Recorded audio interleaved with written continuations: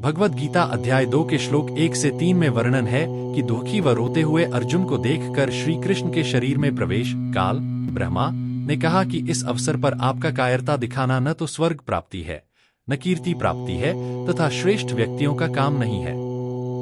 इसलिए है अर्जुन, नपुंसकता को त्याग कर युद्ध के लिए तैयार हो जा।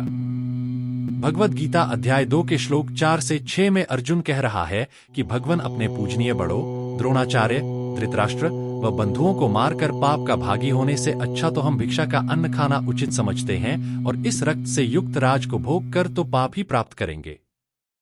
फिर न जाने कौन मरे और कौन बचे। भगवद गीता अध्याय 2 के श्लोक 7 से 9 में अर्जुन कहता है, मैं आपका शिष्य हूं तथा आपकी शरण में हूं। मेरी बुद्धि काम करना बंद कर चुकी है। जो मेरे हित में हो वही सलाह राय दीजिए। यदि मुझे कोई सारी पृथ्वी का राज्य प्रदान करे तथा देवताओं के स्वामी अर्थात इंद्र का शासन भी प्रदान करे तो भी युद्ध करके पाप का भार सिर पर रखना नहीं चाहूंगा। अर्थात मुझे कोई कितना ही लालच दे, परंतु मैं नहीं देखता हूं कि आपकी कोई शिक्षा मुझे शोक मुक्त कर देगी अर्थात युद्ध के लिए तैयार कर देगी। मैं युद्ध नहीं करूंगा। इस प्रकार यह कहकर अर्जुन चुप होकर रथ के पिछले भाग में बैठ गया। गीता ज्ञान बोलने वाले के भी जन्म मृत्यु होते हैं। श्रीमद् भगवद गीता अध्याय 2।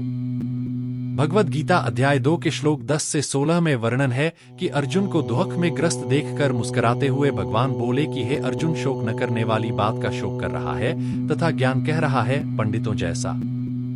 विद्वान लोग मरने जीने की चिंता नहीं करते। यह नहीं है कि हम तुम और ये सभी सैनिक पहले कभी नहीं थे या आगे न होंगे, इसलिए दुख सुख सहन करने की हिम्मत रख और हम तुम ये सब सदा जन्म मरण में ही हैं।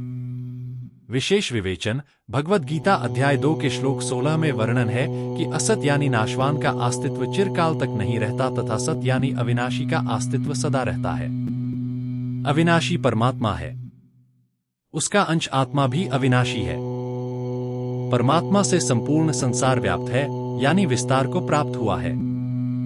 उस अविनाशी परमात्मा का अभाव अनुपस्थिति किसी समय में नहीं होता है। भगवद गीता अध्याय 2 श्लोक 17 में उसी अविनाशी परमात्मा की महिमा बताई है कि परमात्मा के अतिरिक्त कोई भी नित्य नहीं है, क्योंकि आत्मा की उत्पत्ति परमात्मा ने अपने वचन से अपने शरीर से की है। उत्पत्ति से पहले आत्मा का अभाव था। भले ही वर्तमान में आत्मा भी अविनाशी है, परंतु परमात्मा का उस समय भी अभाव नहीं था। भगवद गीता अध्याय 2 श्लोक 17 के एस्कोन वाले श्री प्रभुपाद द्वारा किए अनुवाद में गड़बड़ी की है। आत्मा की महिमा बताई है, जबकि मूल पाठ उस अविनाशी परमात्मा का गुणगान कर रहा है। येन जिससे सर्व इदम ततम, यह संपूर्ण जगत यानी दृश्य वर्ग व्याप्त है यानी विद्यमान है। एस्कोन वालों ने अनुवाद गलत किया है। शब्दों के अर्थ अनुवाद से पहले लिखे हैं, जिनमें येन शब्द का अर्थ तो ठीक किया जिससे, परंतु अनुवाद में कर दिया जो। उनके द्वारा किया अनुवाद इस प्रकार है, जो सारे शरीर में व्याप्त है उसे ही तुम अविनाशी समझो। उस अव्यय आत्मा को नष्ट करने में कोई भी समर्थ नहीं है। भगवद गीता अध्याय 2 श्लोक 17। इसी भगवद गीता अध्याय 2 श्लोक 17 का अनुवाद गीता प्रेस गोरखपुर से मुद्रित व प्रकाशित तथा जयदयाल गोयंदका द्वारा अनुवादित में ठीक किया है, जो इस प्रकार है। नाश्रहित तो उसको जान, येन जिससे यह संपूर्ण जगत यानी दृश्य वर्ग व्याप्त है। उस अविनाशी का विनाश करने में कोई भी समर्थ नहीं है। भगवद गीता अध्याय 2 श्लोक 17। दोनों अनुवाद ऊपर लिखे हैं, पाठकजन स्वयं निर्णय कर सकते हैं सत्य तथा असत्य का।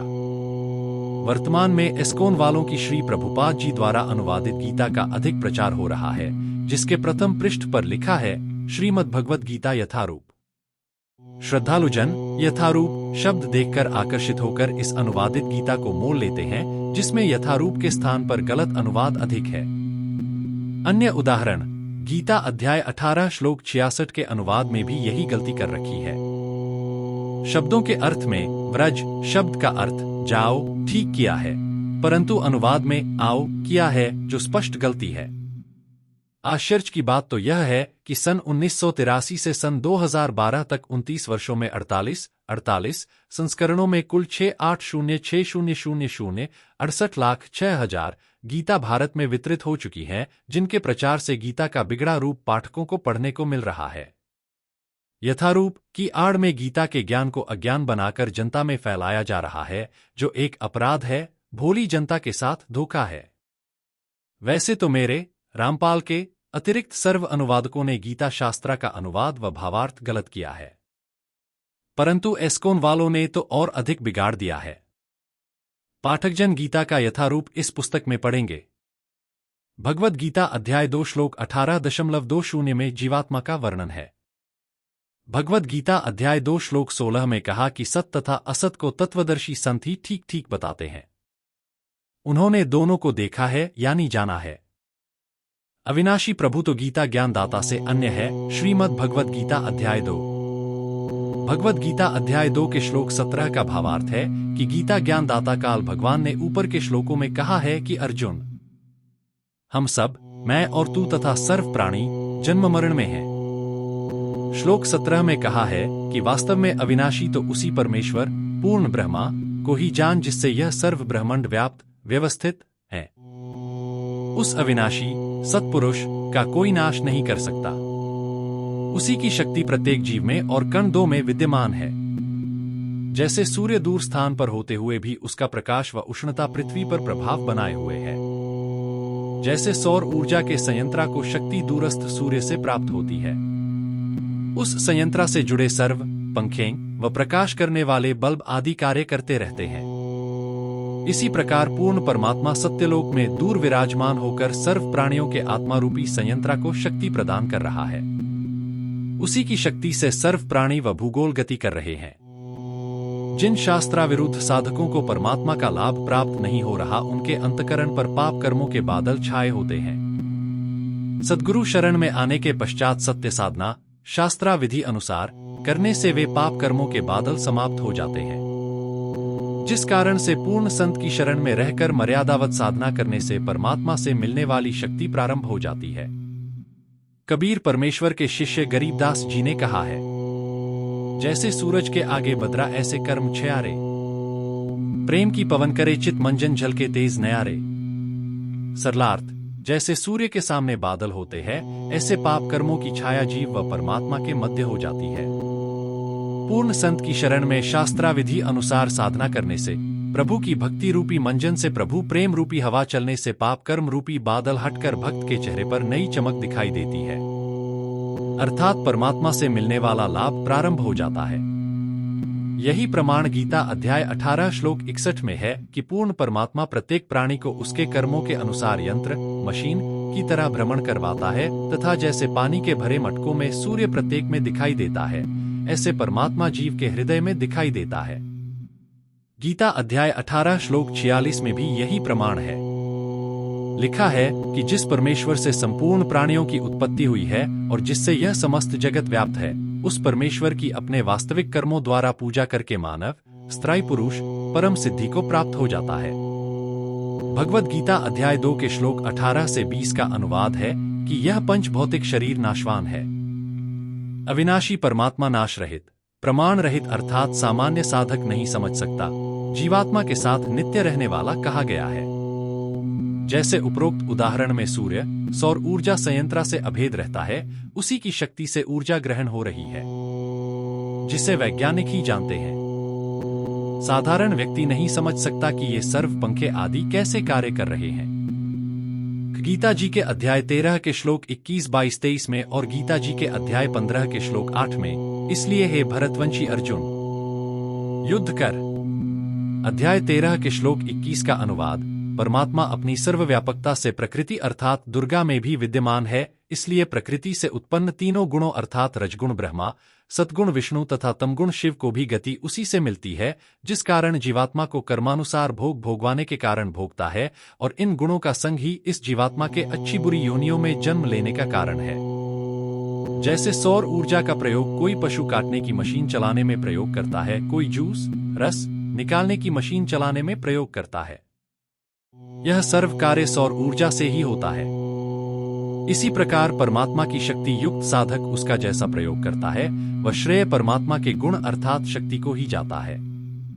अध्याय 13 के श्लोक 22 का अनुवाद, इस देह में स्थित यह परह पुरुष अन्य परमेश्वर यानी सत्पुरुष वास्तव में परमात्मा ही है, वही साक्षी होने से उपद्रष्टा और यथार्थ सम्मति देने वाला होने से अनुमंता, सबका धारण पोषण करने वाला होने से भर्ता, यज्ञों यानी धार्मिक अनुष्ठानों में भोग लगाने से भोक्ता, ब्रह्मा व परब्रह्म आदि का भी स्वामी होने से महेश्वर और परमात्मा ऐसा कहा गया है। अध्याय 13 के श्लोक 23 का अनुवाद। इस प्रकार सत्पुरुष को, काल भगवान को और गुणों के सहित माया को जो तत्व से जानता है, वह सब प्रकार से कर्तव्य कर्म करता हुआ भी फिर नहीं जन्मता। अध्याय 15 के श्लोक 8 का अनुवाद। हवा गंध को ले जाती है, क्योंकि गंध की वायु मालिक है, ऐसे परमात्मा भी सूक्ष्म शरीर युक्त जीवात्मा जिस पुराने शरीर को त्याग कर और जिस नए शरीर को प्राप्त होता है, ले जाता है। भावार्थ। परमात्मा की निराकार शक्ति आत्मा के साथ ऐसे जानो जैसे मोबाइल फोन रेंज से ही कार्य करता है। टावर एक स्थान पर होते हुए भी अपनी रेंज से अपने क्षेत्र वाले मोबाइल फोन के साथ अभेद है। इसको वही समझ सकता है जिसके पास मोबाइल फोन है। इसी प्रकार परमात्मा अपने निज स्थान सत्यलोक में रहता है या जहां भी आता जाता है, अपनी निराकार शक्ति की रेंज को उसी तरह प्रत्येक ब्रह्मांड के प्रत्येक प्राणी व स्थान अर्थात जड़ व चेतन पर फैलाए रहता है, जैसे सूर्य दूर स्थान पर रहते हुए भी अपना प्रकाश व अदृश्य उष्णता, गर्मी को अपने पहुंच वाले क्षेत्र पर कण कण में फैलाए रहता है। इसी प्रकार परमात्मा के शरीर से निकल रहा प्रकाश व अदृश्य शक्ति सर्व जड़ व चेतन को व्यवस्थित किए हुए है। यही प्रमाण गीता अध्याय 18 श्लोक 61 में है कि पूर्ण परमात्मा प्रत्येक प्राणी को यंत्र, मशीन की तरह चलाता है। जैसे भिन्न दो मटकों में सूर्य प्रत्येक में दिखाई देता है, ऐसे परमात्मा प्रत्येक प्राणी के हृदय में दिखाई देता है, परंतु वास्तव में वह बहुत दूर स्थित होता है। इस प्रकार सर्व को व्यवस्थित किए है। भगवद गीता अध्याय 2 के श्लोक 19 से 21 तक का भाव है कि सर्वव्यापक पूर्ण परमात्मा आत्मा के साथ ऐसे रहता है जैसे वायु में कहीं दो गंध होती है। वायु का और गंध का कभी न अलग होने वाला संबंध है, परंतु गंध का स्थानांतरण होता है तब वायु साथ ही रहती है। इसी प्रकार वायु तो परमात्मा जानो और गंध को आत्मा समझो। जैसे सुगंध अच्छी आत्मा तथा दुर्गंध दुष्ट आत्मा जानो। फिर भी परमात्मा उन्हें कर्मों के अनुसार नए शरीरों में ले जाता है और फिर भी साथ होता है। जैसे सूर्य प्रत्येक प्राणी को अपने साथ ही नजर आता है, दूर रहते हुए भी सूर्य के निराकार प्रभाव उष्णता से प्रत्येक प्राणी प्रभावित रहता है। इसी प्रकार परमेश्वर सत्यलोक में विराजमान होकर सर्व प्राणियों को ऐसे व्यवस्थित रखता है। ठीक इसी प्रकार यह भगवद गीता अध्याय 2 के श्लोक 17 से 21, 22 से 23 व 24 से 25 का भिन्न दो भाव से अर्थ समझना है। भगवद गीता अध्याय 2 श्लोक 22 से 23 में जीवात्मा की स्थिति बताई है। भगवद गीता अध्याय 2 के श्लोक 22 का अनुवाद। जैसे मनुष्य पुराने वस्त्रों को त्याग कर दूसरे नए वस्त्रों को ग्रहण करता है, वैसे ही जीवात्मा पुराने शरीरों को त्याग कर दूसरे नए शरीरों को प्राप्त होता है। भगवद गीता अध्याय 2 के श्लोक 23 का अनुवाद। इस जीवात्मा को शस्त्र नहीं काट सकते, इसको आग नहीं जला सकती, इसको जल नहीं गला सकता और वायु नहीं सूखा सकती। ईश्वरीय गुणों, शक्ति से युक्त होते हुए भी आत्मा का अस्तित्व भिन्न बहुत न्यून है। भगवद गीता अध्याय 2 श्लोक 24 से 25 में फिर उस सर्वव्यापक परमात्मा की महिमा कही है। विशेष विवेचन। भगवद गीता अध्याय 2 श्लोक 24 से 25 के अनुवाद में एस्कोन, ईस्कोन वालों सहित अन्य सबने गलत अनुवाद किया है। इन दोनों श्लोकों में परमात्मा का वर्णन है। श्लोक 24 में सर्वगतः शब्द है, जिसका अर्थ तो सर्वव्यापी सभी अनुवादकों ने ठीक किया है, परंतु आत्मा को सर्वव्यापी बताया है। इसी एक शब्द से भावार्थ बदल जाता है। आत्मा सर्वव्यापी नहीं है, परमात्मा सर्वव्यापी है। अधिक स्पष्ट जानकारी गीता अध्याय 13 के श्लोक 22 में पढ़ने को मिलेगी। बुद्धिमान को संकेत ही बहुत होता है। भगवद गीता अध्याय 2 के श्लोक 24 का अनुवाद। यह अच्छेद्य है, यह परमात्मा अदाह्य अक्लेद्य और निःसंदेह अशोष्य है तथा यह परमात्मा नित्य सर्वव्यापी अचल स्थिर रहने वाला और सनातन है। भगवद गीता अध्याय 2 के श्लोक 25 का अनुवाद। यह परमात्मा गुप्त है, परंतु तेजोमय सूक्ष्म शरीर सहित है, यह अचिंत्य है और यह विकार रहित कहा जाता है। इससे है अर्जुन, इस परमात्मा को जो आत्मा के साथ अभेद रूप से रहता है, जिससे आत्मा विनाश रहित है, इस प्रकार से जानकर तू शोक करने के योग्य नहीं है, अर्थात तुझे शोक करना उचित नहीं है, क्योंकि परमात्मा का साथ होने से आत्मा मरती नहीं है। गीता अध्याय 7 श्लोक 25 में गीता ज्ञानदाता काल ब्रह्मा ने कहा है कि मैं अपनी योग माया से छुपा रहता हूँ, सबके सामने प्रकट नहीं होता। मुझ अव्यक्त छुपे हुए को यह अज्ञानी प्राणी कृष्ण रूप में व्यक्ति आया मानते हैं। गीता अध्याय 8 श्लोक 20 में कहा है कि उस अव्यक्त से भी परे जो आदि अव्यक्त पूर्ण परमात्मा है, वह सर्व प्राणियों के नष्ट होने पर भी नष्ट नहीं होता। भगवद गीता अध्याय 2 श्लोक 12 से 25 तक का भाव है कि अर्जुन, सर्व प्राणी मैं तथा तू जन्म मरण में है, परंतु अविनाशी तो उसे जान जिससे संपूर्ण जगत व्याप्त है। इस अविनाशी पूर्ण ब्रह्मा का विनाश करने में कोई भी समर्थ नहीं है। वह परमात्मा इस जीवात्मा के साथ ऐसे रहता है जैसे वायु में गंध है। वायु गंध का मालिक है। अच्छी आत्मा सुगंध तथा दुष्ट आत्मा दुर्गंध होती है, परंतु शुद्ध वायु निर्लेप है और दोनों यानी परमात्मा तथा आत्मा व वायु तथा गंध का अभेद संबंध है। इसी प्रकार जीवात्मा परमात्मा के गुणों वाली ही है, फिर भी कर्म भोग भोगती है। जैसे व्यक्ति पुराने वस्त्र त्याग कर नए वस्त्र पहन लेता है, इसी प्रकार जीवात्मा कर्मानुसार स्वर्ग नरक 84 लाख जूनियों में सुख व कष्ट पाती है, परंतु परमात्मा को कष्ट नहीं है। जीवात्मा दुखी व सुखी अवश्य होती है। यहाँ पर यह बात याद रखना जरूरी है कि गीता जी के अध्याय 13 के श्लोक 22 से 23 में तथा गीता जी के अध्याय 15 के श्लोक 8 में प्रमाण है कि पूर्ण परमात्मा का अंश जीवात्मा है। इसी के साथ सत्पुरुष का अभेद संबंध है। जीवात्मा अपने कर्मों के अनुसार फल भोगती है, दुख सुख को महसूस करती है, परंतु परमात्मा सत्पुरुष इससे परे है, निर्लेप है। इसलिए प्रिय पाठ को यह भेद समझना जरूरी है। अमर छेद्य तो जीवात्मा भी है, परंतु कर्मों के वश है, तथा परमात्मा लिप्त नहीं है तथा समर्थ है। यह गहरा भेद समझकर गीता जी के निर्मल ज्ञान का पूर्ण लाभ उठा पाओगे। भगवद गीता अध्याय 2 के श्लोक 26 से 30 में कहा है कि जीव आत्मा शरीर न रहने पर भी नहीं मरती है, चूंकि परमात्मा इसके साथ अदृश्य रूप से रहता है। जिस प्रकार पुराने कपड़े उतार कर नए पहन ले, ऐसे ही यह शरीर समझ। जीव आत्मा को न काटा जा सकता है, न जलाया जा सकता है, न जल में डुबोया जा सकता है, न वायु सुखा सकती है। यह अमर है। यह परमात्मा जो जीवात्मा के साथ उपद्रष्टा रूप में रहता है, जो निर्विकार है। यदि जीवात्मा को नित्य मरने जन्मने वाली भी माने तो भी दुखी नहीं होना चाहिए, चूंकि पुराने वस्त्र त्याग कर नए पहन लिए, इसलिए शोक मत कर। जिसका जन्म हुआ है वह अवश्य मरेगा, तथा जो मरेगा उसका जन्म अवश्य है।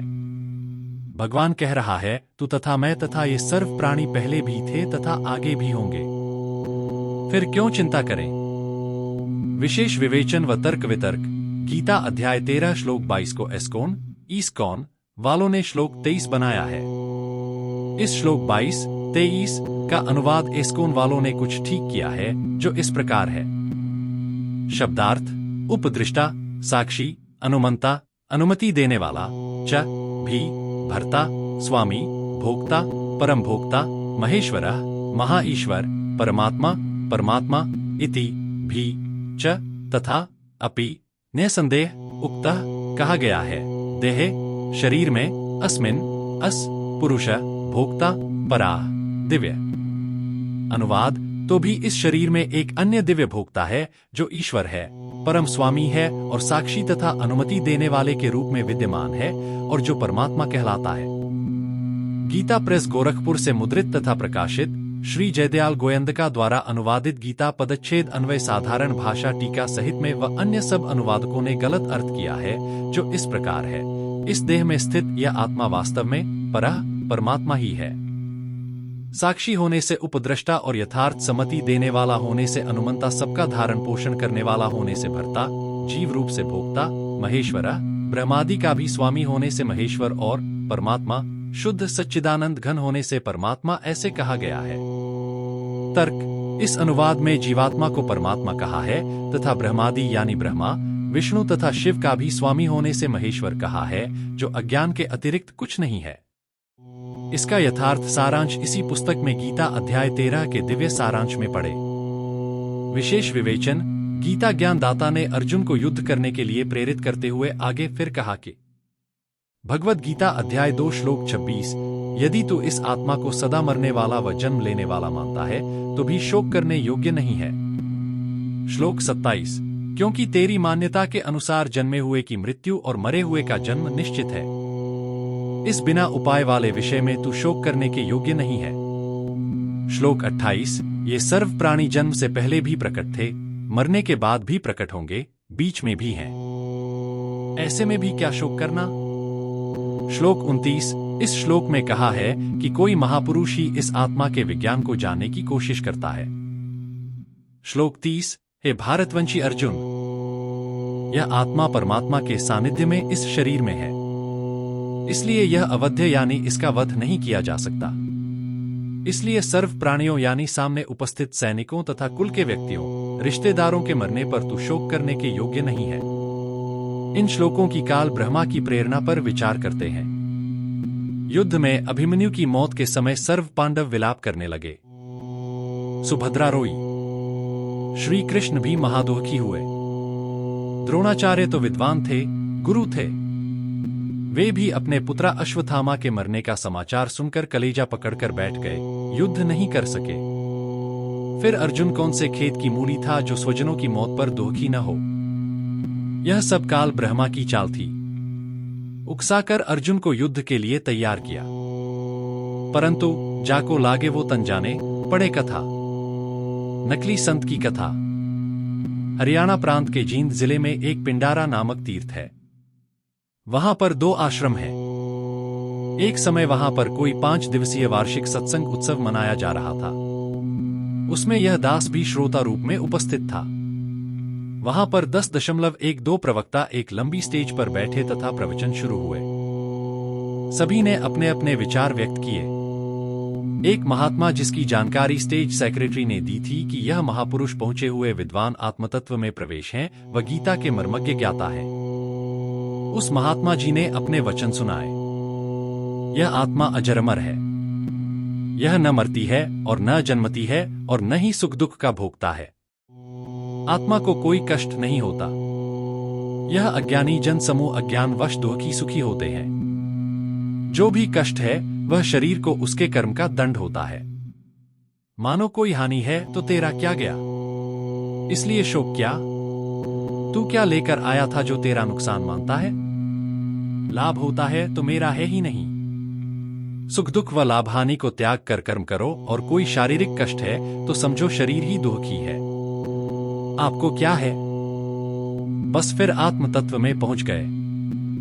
मुक्ति निश्चित है। सर्व उपस्थित संगत उसकी विद्वता तथा ज्ञान के वचनों पर सबसे ज्यादा प्रभावित हो गई। उसने 3 दिन तक रात्रि व दिन के सत्संग ऐसे ही किए। उसने बताया कि मैंने देखा एक व्यक्ति रो रहा है। कारण पूछा तो बताया कि मेरे पैर में असहनीय पीड़ा हो रही है, इसलिए रो रहा हूं। वह संत कहता है कि मैंने उस मूर्ख को कहा क्यों चिल्लाता है, अज्ञानी। यह कष्ट तो शरीर को है, तुझे क्या है। बस यह विचार कर। वह दुखी व्यक्ति चुप हो गया, फिर नहीं रोया। दुख का अंत हुआ। इसी प्रकार अज्ञानवश यह नादान प्राणी कष्ट पाता है। यही ज्ञान भगवान श्री कृष्ण ने अर्जुन को श्री गीता जी के माध्यम से दिया है। चौथे दिन रात्रि में भी उस महात्मा जी ने ऐसे ही ज्ञान योग से मुक्ति का मार्ग बताया। सत्संग रात्रि का था, जो रात्रि के 1 बजे समाप्त हो गया। रात्रि के 2 बजे उसी महात्मा के पेट में दर्द हो गया। बुरी तरह रोने लगा। मर गया की आवाज सुनकर काफी भक्त वृंद वहां एकत्रित हुए।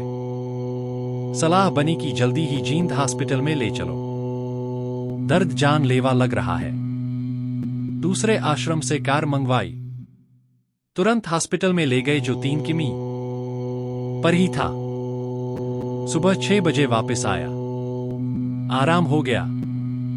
उसके पास अन्य महात्मा जो उनके सामने ज्ञान में फीके पड़ गए थे, उस ज्ञानी पुरुष से कहने लगे, संत जी आप कह रहे थे कि दुख तो शरीर को होता है, आत्मा को नहीं। फिर आप क्यों रो रहे थे। इस पर वह अज्ञानी महात्मा क्रोधवश बोला, ज्यादा मत बोलो, अपना काम करो। यहां गरीबदास जी महाराज कहते हैं कि गरीब बीजक की बांता करें, बीजक ना ही हाथ। पृथ्वी डोबन उतरे, कह मीठी बात। गरीब बीजक की बाता कहे, बीजक नाही पास। औरों को प्रमोद ही, आपन चले निरास। कबीर करनी तज कथनी कथे, अज्ञानी दिन रात। कुकर ज्यों भोंकत फिरें, सुनी सुनाई बात। वाणियों का भावार्थ। तत्वज्ञानहीन व्यक्ति तो कहते हैं कि हम अध्यात्म ज्ञान के गूढ़ रहस्यों को जानते हैं, परंतु उनके पास बीजक यानी तत्वज्ञान नहीं है। वे जनता को अज्ञान भरी मीठी मीठी बातें कहकर काल जाल में फांस देते हैं। यह सब अज्ञानी वक्ता पृथ्वी को डुबोने यानी मानव का नाश करने के लिए उत्पन्न होते हैं।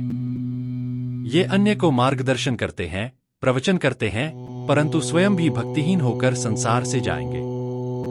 इनको भी निराशा ही हाथ लगेगी।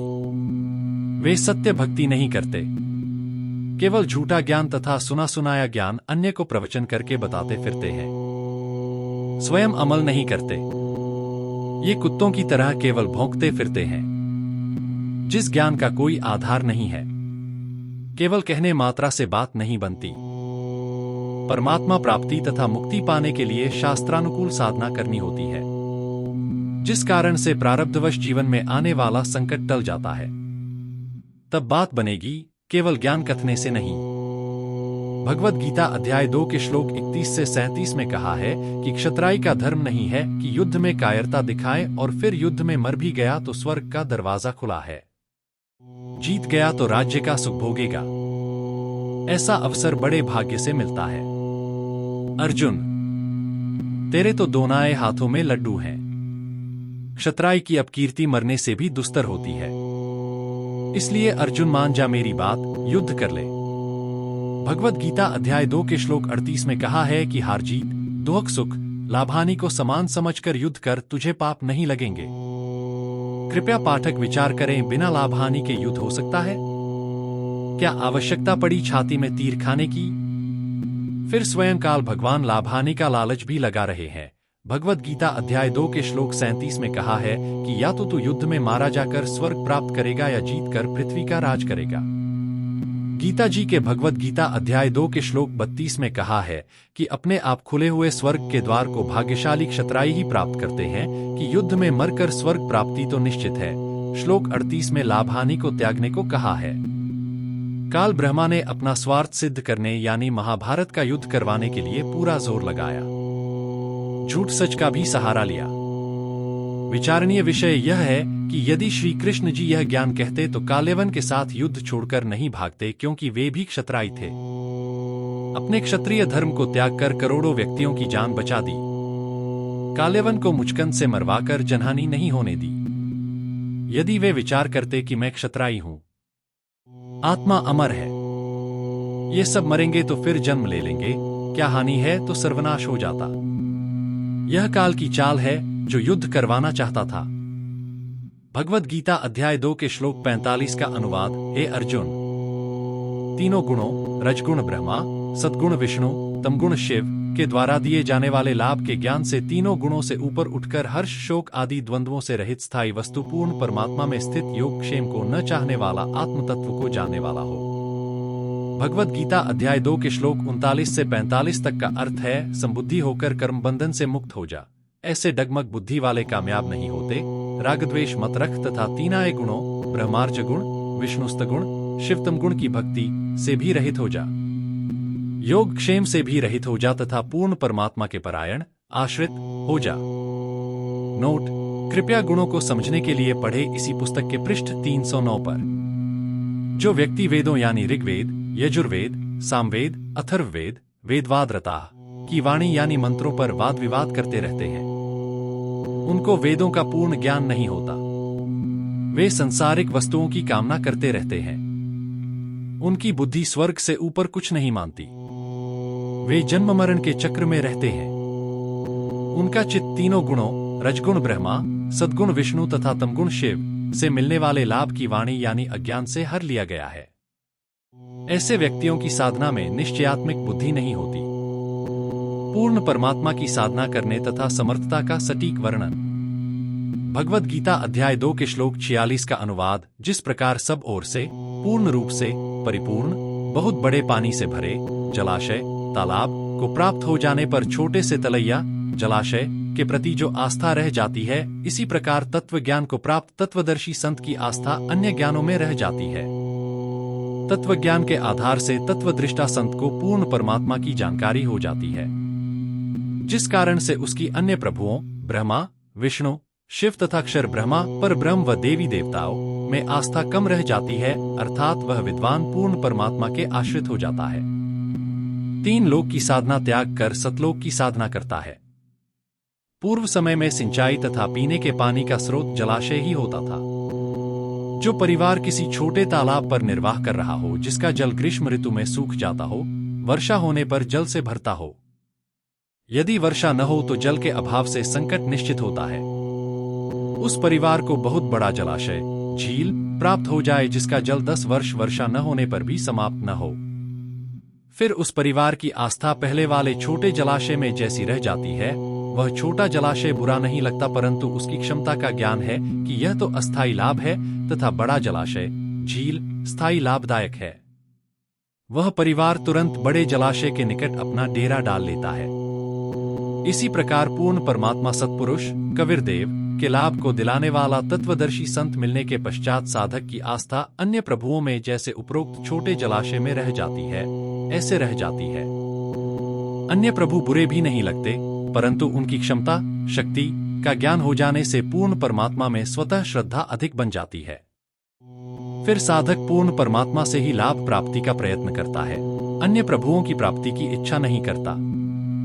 इसीलिए गीता ज्ञान दाता प्रभु ने श्रीमद् भगवद गीता अध्याय 18 श्लोक 62 में कहा है कि हे अर्जुन, तू सर्वभाव से उस परमात्मा की शरण में जा, जिसकी कृपा से तू परम शांति तथा शाश्वत स्थान अर्थात सत्यलोक अविनाशी लोक को प्राप्त होगा। भगवद गीता अध्याय 2 के श्लोक 47 में कहा है कि कर्म कर, फल की इच्छा मत कर। भगवद गीता अध्याय 2 श्लोक 48 से 50 तक का भाव है कि शास्त्रा विधि अनुसार भक्ति कर्म एक प्रभु का ही करना श्रेयकर है। आपको सिद्धि प्राप्त हो या न हो, इस बात को भूल जा, प्रभु जो करता है वह अच्छा ही होता है, यह ध्यान में रखकर साधना करता रह।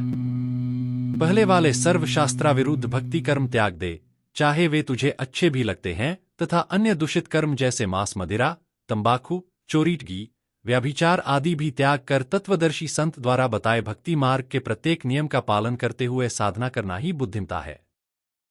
सुकृत अर्थात अच्छे कर्म जो चाहे साधक के दृष्टिकोण से अच्छे भी लगते हों, उन्हें गुरु आदेश से त्याग देने से ही लाभ है। जैसे किसी को बुलाकर पाठ आदि करवाना, भिखारी को पैसे देना, वह भिखारी उन पैसों की शराब सेवन कर लेता है तो आपको ही दोष लगेगा। एक भिखारी को एक धार्मिक व्यक्ति ने 100 रुपए अच्छे कर्म पुण्य जानकर दे दिए। पहले वह पाव बोतल का चौथा भाग शराब पीता था। उस दिन आधी बोतल उस भिखारी ने मदिरा सेवन किया तथा अपनी पत्नी को पीट डाला।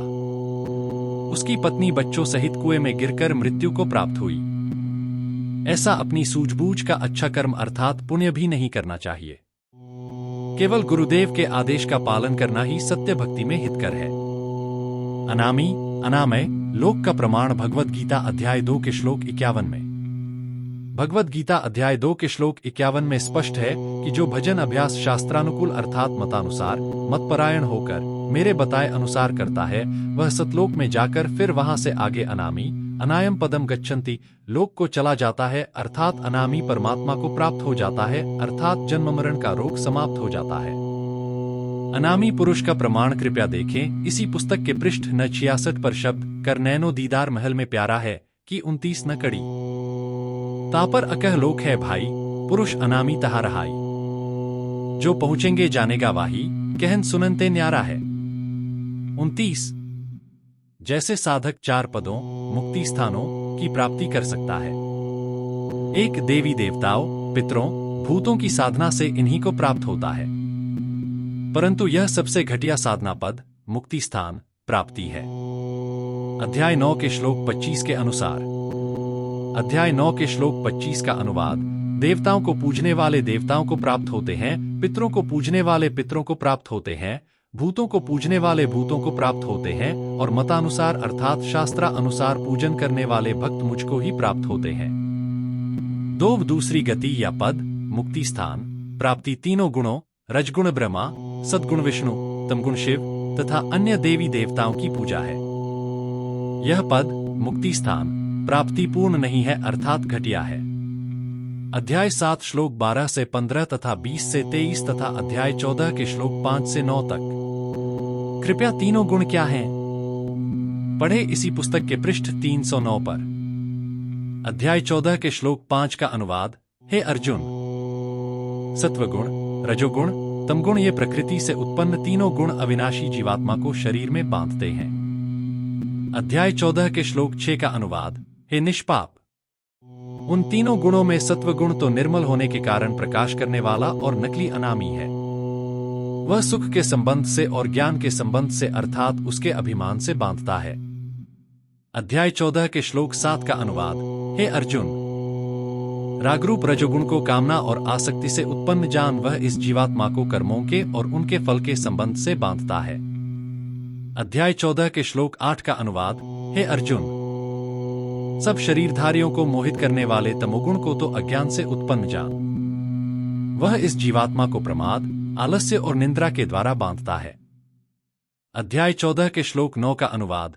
हे अर्जुन, सद्गुण सुख में लगाता है और रजोगुण कर्म में तथा तमोगुण तो ज्ञान को ढककर प्रमाद में भी लगाता है।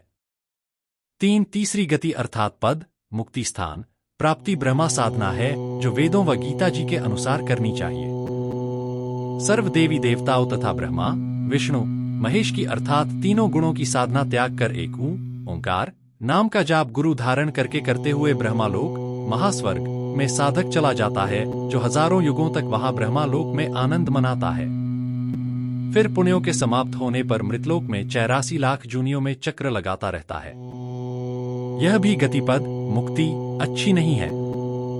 इससे भी जीव पूर्ण रूप से सुखी नहीं, पूर्ण शांति को प्राप्त नहीं अर्थात पूर्ण मुक्त नहीं है। परंतु इस ब्रह्मा काल साधना से प्राणी अन्य पूजाओं से 100 गुना सुखी है, परंतु फिर भी काल ब्रह्मक्षर पुरुष के जाल से मुक्त नहीं है। यह मुक्ति अच्छी नहीं अपितु व्यर्थ है। गीता जी के अध्याय 7 के श्लोक 18 में स्वयं काल कह रहा है कि ये सर्वज्ञानी आत्मा है तो उदार, परंतु ये भी मेरी अनुत्तमाम अति घटिया गतिम मुक्ति में ही आश्रित हुए प्रसन्न है। 4 चौथी गति यानी मुक्ति स्थान, गतिपद है पर ब्रह्म अक्षर पुरुष की भक्ति से चौथी गति पद यानी मुक्ति स्थान को प्राप्त होता है। लेकिन पर ब्रह्म की साधना का ज्ञान वेदों व गीता जी में नहीं है। इनमें केवल ब्रह्मा अक्षर पुरुष तक की भक्ति तथा इसी की प्राप्ति का ज्ञान है। जैसे मंत्र का जाप केवल ब्रह्मा साधना है। इसलिए जो साधक पर ब्रह्म की भक्ति निर्गुण मानकर करते हैं वे भी काल के जाल में ब्रह्मा लोक में ही चले जाते हैं। क्योंकि निर्गुण उपासक ऋषि जन मान लेते हैं कि हम पर ब्रह्म साधना कर रहे हैं, परंतु काल ब्रह्मा तक का ही लाभ प्राप्त करते हैं। काल प्रभु ने महास्वर्ग में भिन्न भिन्न प्रकार के लोकों की व्यवस्था कर रखी है। ब्रह्मलोक की प्राप्ति 3 लोक में सबसे उत्तम मानते हैं। 5वीं गति यानी मुक्ति स्थान, पूर्ण परमात्मा का ज्ञान होने पर उसी परमात्मा प्राप्ति की साधना करते हैं। इसी प्रकार यह आत्मा तत्वदर्शी संत से उपदेश मंत्रा प्राप्त करके सत्य भक्ति की कमाई करके उसके आधार से सतलोक चली जाती है। यह वह स्थान है जहां प्राणी मानव रूप में आकार में रहता है, तेज पुंज का शरीर हो जाता है, इतना नूरी शरीर बन जाता है मानो 16 सूर्यों जितनी रोशनी हो। यहां पर गए प्राणी आत्मा कभी नहीं मरते। सतलोक में हंस पुरुष को तथा हंसनी स्त्राई को कहते हैं। सतलोक वह स्थान है जिसमें हंस आत्मा आकार में मौज करती है। सतलोक से आगे अलख लोक है, अलख लोक में अलख पुरुष का राज्य है, अलख लोक से आगे अगम लोक है, अगम लोक में अगम पुरुष का राज्य है, अगम लोक से आगे अकह लोक अर्थात अनामी लोक है। इसमें अनामी परमात्मा पुरुष का राज्य है। ऊपर के तीनों लोकों में एक ही परमात्मा पूर्ण ब्रह्म कबीर देव है, वह 3 स्थितियों में रहता है। जैसे भारत के प्रधानमंत्री जी के शरीर का नाम कुछ और होता है, परंतु प्रधानमंत्री उनका पद का उपमात्मक नाम होता है। कई बार प्रधानमंत्री जी अपने पास अन्य विभाग रख लेता है, जैसे गृह विभाग अपने पास रख लिया। जब गृह मंत्रालय के दस्तावेजों पर हस्ताक्षर करता है तो अपने को गृह मंत्रालय लिखता है, उस समय उनकी शक्ति प्रधानमंत्री वाले हस्ताक्षरों से कहीं कम होती है। ठीक इसी प्रकार पूर्ण ब्रह्मा सतपुरुष का वास्तविक नाम कबीर देव भाषा भिन्न होने से कबीर, कबीरन, खबीरा, हक्का कबीर, सत कबीर वास्तविक नाम है तथा उपमात्मक नाम से वह परमात्मा अलख लोक में अलख पुरुष बनकर, अगम लोक में अगम पुरुष बनकर, अकह लोक में अनामी, अनामय बनकर रहता है। जो आत्मा सतलोक में जाकर अनामी पुरुष की साधना करती है, वह आत्मा भक्ति के कारण उस परमात्मा अनामी अनामय की परम गति को प्राप्त होकर भगवान में लीन हो जाती है। भगवद गीता अध्याय 2 के श्लोक 51 में अनामयम पदम गच्छन्ति अर्थात पूर्ण रूप से जन्म मरण रूपी दीर्घ रोग से रहित होकर अनामी अनामय पद यानी मुक्ति स्थान को प्राप्त हो जाता है। इसको अनामय पद प्राप्ति कहा है। यहाँ प्रत्येक ब्रह्मांड में अक्षर पुरुष काल ने सतलोक की नकल करके नकली डुप्लीकेट लोक बना रखे हैं। ज्योति निरंजन ब्रह्मा ने प्रत्येक ब्रह्मांड में एक ब्रह्मलोक की रचना करवा रखी है। इसी ब्रह्मलोक में 3 गुप्त स्थानों की भी रचना करवा रखी है। एक सतोगुण प्रधान, दूसरा रजोगुण प्रधान, तीसरा तमोगुण प्रधान। इसी ब्रह्मलोक में एक महास्वर्ग की रचना करवा रखी है। उसी महास्वर्ग में नकली सतलोक, नकली अलख लोक, नकली अगम लोक व नकली अनामी लोक की रचना भी प्रकृति दुर्गा से करवा रखी है। 21वें ब्रह्मांड में भी नकली चारों लोकों की रचना करवा रखी है। यह प्राणियों को धोखे में रखकर वास्तविकता का पता नहीं लगने देता है। स्वयं कबीरदेव कबीर परमेश्वर आकर अपनी सर्व जानकारी देते हैं। प्रश्न: मुक्तियों के विषय में तो शास्त्रों में लिखा है कि मुक्ति 4 है। 1. सालोक्य ईश्वर के लोक में निवास करना। 2. सारूप्य जैसा उपासनीय देव की आकृति वैसा बन जाना। 3. सामीप्य सेवक के समान उपासनीय देव के पास रहना। 4. सायुज्य उपास्य देव के साथ संयुक्त हो जाना। आपने 4 मुक्ति भिन्न बताई हैं तथा 5वीं मुक्ति भी बताई है, जिसके विषय में कभी नहीं सुना व कहीं नहीं पढ़ा। उत्तर: जो ये 4 मुक्तियां बताई हैं वे उपास्य देव की साधना से होती हैं, इसलिए बताई हैं। प्रत्येक प्रभु या देवताओं की साधना से ये चारों उपरोक्त जो प्रश्न में बताई हैं मुक्तियों में से एक साधक को प्राप्त होती है तथा 5वीं मुक्ति का ज्ञान स्वसम वेद में है। भावार्थ: भक्त भक्तमती को समझाने के लिए अपनी सुरती जो आत्मा की आंख है, दूसरे शब्दों में अप्रत्यक्ष रूप से आत्मा को सुरता नाम से संबोधित करके पूर्ण मोक्ष यानी 5वीं मुक्ति को प्राप्त करने की प्रेरणा लेखक ने की है। और 5वीं मुक्ति कैसे मिलेगी, उसकी प्राप्ति में क्या बाधा आती है, सब बताया है। कहा है कि मेरी सुरती यानी ध्यान सतलोक वाले सुख को प्राप्त करने के लिए उस ओर चल यानी लगन लगा। भक्त भक्तमती अपनी आस्था पूर्ण मोक्ष प्राप्ति के लिए दृढ़ कर, विलंब न कर। मैं सत्य कह रहा हूं कि सत्यलोक में सर्व सुख है। इसी को गीता अध्याय 18 श्लोक 62 में शाश्वतन स्थानम यानी सनातन परम धाम कहा है। वहां परम शांति बताई है। जिज्ञासु को सर्वप्रथम संत का सत्संग सुनना चाहिए जो पूर्ण आत्मज्ञान करवाता है, बताता है कि आत्मा क्या है, मानव जीवन प्राप्त आत्मा का क्या लक्ष्य है, जीव को जन्म मरण का चक्र किस कारण से है, इस कष्ट से कैसे छुटकारा मिल सकता है। यह आत्मज्ञान है। परमात्मा ज्ञान वह है जिसमें परमेश्वर जी की महिमा, गुण तथा पहचान बताई जाती है। उसकी प्राप्ति का मार्ग शास्त्रोक्त बताया जाता है। यह सर्व ज्ञान पूर्ण संत ही बताता है। पूर्ण संत जो यह ज्ञान बताता है वह सुदुर्लभ है। गीता अध्याय 7 श्लोक 19 में यही बताया है कि जो संत यह ज्ञान करवाता है कि वासुदेव का अर्थ है कि जिसका वास सब स्थानों पर है, यानी सर्व का स्वामी जो सर्व ब्रह्मांडों में अपनी सत्ता जमाए है, वह ही सब कुछ है, यानी वही विश्व का उत्पत्तिकर्ता, पालनकर्ता, मोक्षदाता है। वह संत बहुत दुर्लभ है। सूक्ष्मवेद में कहा है कि ऐसे संत करोड़ों में नहीं मिलेगा, अरबों व्यक्तियों में एक मिलता है। वर्तमान में यानी सन 2012 में मेरे रामपाल दास के अतिरिक्त 7 अरब मनुष्यों में कोई भी वह संत नहीं है। उस संत का सत्संग सुनो। यदि उसका सत्संग सुनकर भी भक्ति की प्रेरणा नहीं बनती है तो वह जीव कुत्ते की दुम के समान है जो 12 वर्ष तक बांस की नली में डालकर रखने के पश्चात भी सीधी नहीं होती। बाहर निकालते हैं तो उसी स्थिति में हो जाती है।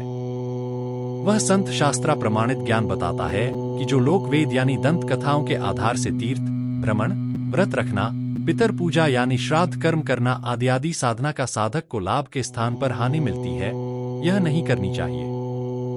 गीता अध्याय 9 श्लोक 25 में भी यह बताया है कि भूत पूजने वाले भूत बनते हैं, पितर पूजने वाले पितर बनते हैं। इसलिए पितर पूजा, श्राद्ध करना, भूत पूजा, 13वीं, 17वीं वर्षी आदि कर्मकांड क्रियाएं नहीं करनी चाहिए। ये सब अध्यात्म में बाधक हैं। पूर्ण संत यानी सद्गुरु से दीक्षा लेकर कबीर परमेश्वर जी को इष्ट मानकर साधना करने से पूर्ण मोक्ष होगा। सत्य मार्ग पर चलने के पश्चात मन जो काल ब्रह्मा का एजेंट है, यह भ्रमित करेगा, भय भी उत्पन्न करेगा कि वर्षों से करते आ रहे थे, उस साधना को त्यागने से हानि हो सकती है। अन्य गलतियां करने को प्रेरित करेगा जो भक्ति खंडित करती हैं। इसलिए मन शैतान की मिथ्या कल्पनाओं की ओर ध्यान नहीं देना है। गुरुजी के बताए मार्ग पर निर्भय होकर चलते रहना है। काल के 21 ब्रह्मांडों में सर्व प्राणी जन्म मरण तथा कर्मों का कष्ट झेल रहे हैं। यह जीव का वास्तविक निवास नहीं है। देवताओं तक की भी मृत्यु होती है और जन्म होता है। नरक में भी गिरना होता है। अन्य प्राणियों के शरीरों में कर्मानुसार कष्ट भोगना पड़ता है। आज हम जिस परिवार व संपत्ति को अपना मानते हैं, यह अपना नहीं है। यह भारी धोखा काल ने किया है। अपनी मृत्यु हो जाएगी, परिवार व संपत्ति व निवास छूट जाएगा। यह अपना निज ठिकाना नहीं है। केवल सतलोक, सनातन परम धाम प्रत्येक जीव का ठिकाना है, जहां कभी मृत्यु, वृद्धावस्था तथा कष्ट नहीं होता। उस सतलोक को प्राप्त करने के लिए प्रथम उपदेश जो 7 नामों का है, उसका सुमरण उच्चारण करके या मानसिक करना होता है। दूसरा उपदेश श्वासों से करना होता है। इसलिए अजप्पा जाप स्मरण कहा जाता है। तीसरी बार में सारनाम प्रदान गुरु जी करते हैं। तीनों उपदेशों का स्मरण करना है। सारनाम से जन्म मरण का कष्ट समाप्त होता है। मृत्यु के पश्चात मर्यादा में रहकर भक्ति करने वाली आत्मा कर्म बंधन से मुक्त होकर आकाश में उड़ जाती है। जैसे तोते को पिंजरे से निकाल दिया जाता है तो वह तीव्र गति से आकाश में उड़ जाता है। वह सावधानी नहीं करेगा तो फिर से बंदी बन सकता है। इसीलिए कहा है कि हे आत्मा, आप यदि सावधानी नहीं करोगी तो फिर से बंधन में फंस जाओगी। इसलिए आन उपासना न करना। फिर से अपनी परंपरागत साधना करने बेरी वाली माता पर न चली जाना। न पिंडदान करने गंगा सागर वाली बेरी पर भी न जाना। शरीर में बने कमलों का मार्ग प्रथम मंत्र खोल देता है। फिर दूसरे मंत्र यानी सतनाम की भक्ति की शक्ति सिद्धि के कारण जीव त्रिकुटी कमल में जाता है। वहां जाने को कहा है। त्रिकुटी ऐसा स्थान है जैसे अंतर्राष्ट्रीय हवाई अड्डा होता है, जहां से जिस देश में जाने की टिकट है वहां से हवाई जहाज मिलता है। जिस साधक ने जिस भी इष्ट की भक्ति की है, वह सर्वप्रथम त्रिकुटी स्थान पर जाता है। वहां से उसको गुरु के रूप में उसका इष्ट देव मिलता है। अपने गुरु को पहचानकर साधक उसके साथ इष्ट धाम में चला जाता है। जो परमेश्वर कबीर जी के भक्त होते हैं, उनके साथ काल ब्रह्मा ज्योति निरंजन छल करता है। काल ब्रह्मा कबीर भक्त के गुरु जी का रूप बना लेता है। जिनको विवेक नहीं होता, वे बिना परीक्षा किए उसके साथ चल पड़ता है, जिसे नकली सतलोक में छोड़ा जाता है। वह काल का ब्रह्मलोक यानी महास्वर्ग है, जिस कारण से वह साधक काल जाल में ही रह जाता है। परीक्षा कैसे करनी है? परीक्षा विधि भगवद गीता अध्याय 2। भक्त को चाहिए कि गुरु जी के दर्शन करते वक्त सत्य नाम व सार नाम का स्मरण करे। यदि नकली गुरु यानी काल होगा तो उसका स्वांग समाप्त हो जाएगा, यानी गुरु का रूप नहीं रहेगा। उसका असली स्वरूप प्रत्यक्ष हो जाएगा। यदि असली गुरु जी होगा तो वास्तविक स्वरूप चेहरा बना रहेगा। त्रिकुटी स्थान पर जाकर चारों ओर दृष्टि घुमाकर अपने गुरुदेव को खोजे।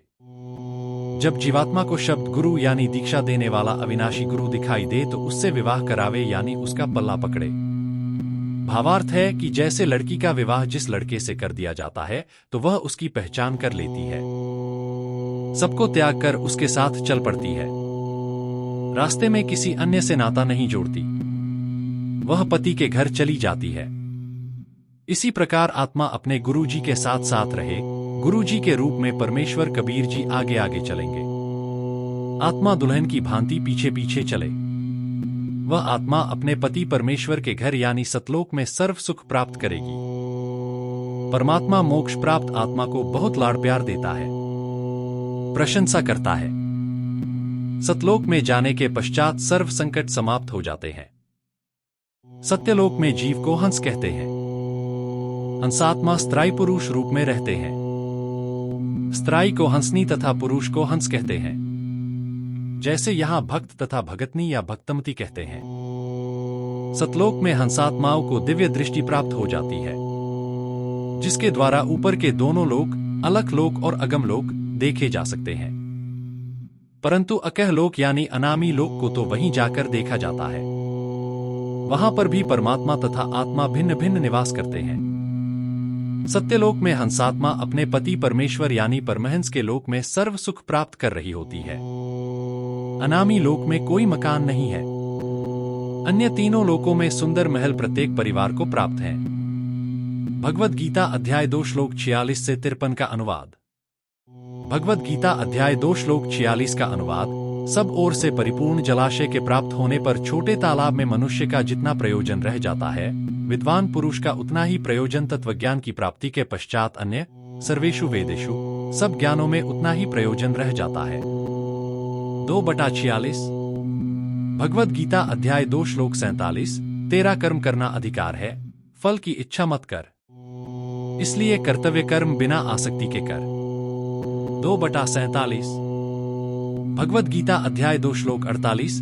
हे धनंजय, तू आसक्ति को त्याग कर सिद्धि यानी जय तथा असिद्धि यानी पराजय में संबुद्धि होकर योग यानी सत्य साधना में लगा हुआ भक्ति कर्म कर। यही समत्वम योगः उच्यते न्यहिच्छा साधना कहते हैं। समत्व का भावार्थ है परमात्मा की इच्छा पर आश्रित रहकर फल की इच्छा न करे। 2/48 भगवद गीता अध्याय 2 श्लोक 49। तत्वज्ञान से प्राप्त बुद्धि से समझ ले कि इच्छा रखकर किए गए भक्ति कर्म अत्यंत निम्न श्रेणी के हैं। हे धनंजय, इसलिए बुद्धिमता से काम ले। तत्वदर्शी संत की शरण में जाने का मार्ग खोज, क्योंकि फल की इच्छा रखने वाला तो कृपण यानी कंजूस जैसा है, जो धन का यथार्थ प्रयोग न करके धन जोड़कर छोड़कर चला जाता है, जो उसके कुछ काम नहीं आता। 2/49 भगवद गीता अध्याय 2 श्लोक 50। तत्वज्ञान प्राप्त साधक पाप तथा पुण्य की कामना न करके केवल मोक्ष उद्देश्य से भक्ति करता है तथा पाप पुण्य को यहीं त्याग देता है। इसलिए तू भी ऐसी साधना को अपना। भक्ति करने में ही कुशलता है, यही समझदारी है। 2/50 भगवद गीता अध्याय 2 श्लोक 51। ही क्योंकि बुद्धियुक्ता तत्वज्ञान प्राप्त मनीषिण ज्ञानी महात्मा कर्मजम कर्मों से उत्पन्न फलम फल को त्यक्त्वा त्याग कर जन्म बंध विनिर्मुक्ता जन्म व मृत्यु रूप बंधन से पूर्ण रूप मुक्त होकर अनामयम जन्म मरण के रोग रहित अनामी पदम परम पद को गच्छन्ति प्राप्त हो जाते हैं, यानी उस सनातन परम धाम में चले जाते हैं जहां पर परम शांति है तथा उस स्थान पर गए साधक फिर लौटकर संसार में नहीं आते। 2/51 भगवद गीता अध्याय 2 श्लोक 52। काल ब्रह्मा ने कहा है कि यदा जब ते बुद्धि तेरी बुद्धि मोहमलिलम मोहरूप दलदल से व्यतितृष्यति भली भांति पार कर जाएगी, तदा तब तेरे सामने एक समस्या आएगी कि यथार्थ अध्यात्म ज्ञान न मिलने के कारण श्रुतस्य सुने हुए च और श्रोतव्यस्य सुनने में आने वाले यानी सुने सुनाए शास्त्राविरुद्ध निर्वेदम अज्ञान को प्राप्त हो जाएगा। वेद का अर्थ है ज्ञान और निर्वेद यानी जो यथार्थ ज्ञान नहीं यानी अज्ञान। भावार्थ है कि लोकवेद से यह तो प्रेरणा मिल जाती है कि यह संसार स्वार्थी है, कोई सदा नहीं रहेगा। मानव शरीर केवल परमात्मा की भक्ति करके अपना जीव का कल्याण करवाने हेतु प्राप्त है। जो भक्ति नहीं करता उसका मानव जीवन व्यर्थ है। इस प्रकार के ज्ञान से पूर्व संस्कारी जीव का मोह तो संसार से हट जाता है, परंतु यथार्थ भक्ति ज्ञान यानी तत्वज्ञान के अभाव से साधक अज्ञानी संतों के सुने सुनाए ज्ञान के कारण अज्ञान को ज्ञान मानकर ग्रहण कर लेता है। 2/52 भगवद गीता अध्याय 2 श्लोक 53। तत्वज्ञान प्राप्त होने के पश्चात भांति भांति के वचनों यानी अज्ञान से विचलित हुई तेरी बुद्धि जब परमात्मा के ध्यान में पूर्ण रूप से निश्चल रूप से स्थायी स्थिर हो जाएगी, तब तू योगम योग को यानी यथार्थ भक्ति को अवाप्स्यसि प्राप्त हो जाएगा, यानी तब तू भक्त बनेगा। 2/53 भगवद गीता अध्याय 2 के श्लोक 46 से 53 का सारांश। इन श्लोकों का भावार्थ है कि वास्तव में पाप पुण्य को भूलकर अर्थात पाप पुण्य का फल इसी लोक में त्याग कर पूर्ण परमात्मा की साधना में लग जा। यही प्रमाण गीता अध्याय 18 श्लोक 66 में काल ब्रह्मा ने कहा है कि मेरे स्तर की मेरी सर्व धार्मिक पूजा को मेरे में त्याग कर उस एक सर्वशक्तिमान परमात्मा की शरण में जा, फिर मैं तुझे सर्व पापों से मुक्त कर दूंगा। यही भाव यहाँ पर है। कहा है कि कर्मों में योग भक्ति करना कुशलता है, इसलिए योग पूर्ण परमात्मा की भक्ति में लग जा। समझदार साधक कर्मों से होने वाले फल को भी त्याग कर जन्म मरण रूपी कर्म बंधन से मुक्त हो जाते हैं। हे अर्जुन, जब तू मोह रहित हो जाएगा उसी वैराग्य को प्राप्त हो जाएगा। जब तेरी बुद्धि नाना प्रकार के मतभेदी शास्त्रों के ज्ञान से विचलित न रहकर एक तत्वज्ञान पर आधारित हो जाएगी, फिर तू योगी भक्त बनेगा। जैसे छोटे तालाब तलैया के प्रति मनुष्य का मन अपने आप हट जाता है जब उसे बड़े तालाब जलाशय की प्राप्ति हो जाती है, इसी प्रकार पूर्ण परमात्मा का ज्ञान हो जाने के बाद छोटे भगवानों ब्रह्मा विष्णु महेश देवी देवताओं माता तथा काल ब्रह्मा तथा परब्रह्म आदि से मन हटकर पूर्ण परमात्मा की भक्ति करके उसके अनामी अनामय परम पद को अर्थात सतलोक से भी आगे अनामी लोक में चला जाता है, जन्म मरण से पूर्ण रूप से छूट जाता है। इसलिए तू पूर्ण परमात्मा का भक्त योगी हो जा, तब तू योगी अर्थात सही भक्त होगा। भगवद गीता अध्याय 2 के श्लोक 54 में अर्जुन ने प्रश्न किया है कि पूर्ण रूप से एक पूर्ण परमात्मा में आश्रित अर्थात पूर्ण परमात्मा में स्थिर बुद्धि रखने वाले भक्त के क्या लक्षण होते हैं, उसका बोलना चलना बैठना आदि कैसा होता है। गरीबदास जी महाराज ने इसका उत्तर भी यही बताया है कि गरीब राजिक रमता राम की रजा धरै जो शीश, दास गरीब दर्श पर्श तिस भेंटे जगदीश। भावार्थ 1, वह भक्त परमात्मा पर पूर्ण विश्वास करता है कि भक्त के लिए परमात्मा जो करता है वह सही करता है, उसकी रजा में प्रसन्न रहता है। ऐसे साधक को परमात्मा मिलता है। 2, साधक सामाजिक कुरीतियों से बचता है। 3, नशीले पदार्थों का सेवन नहीं करता। 4, मांस नहीं खाता। 5, कोई बुराई जैसे व्याभिचार चोरी रिश्वतखोरी डाके आदि नहीं करता।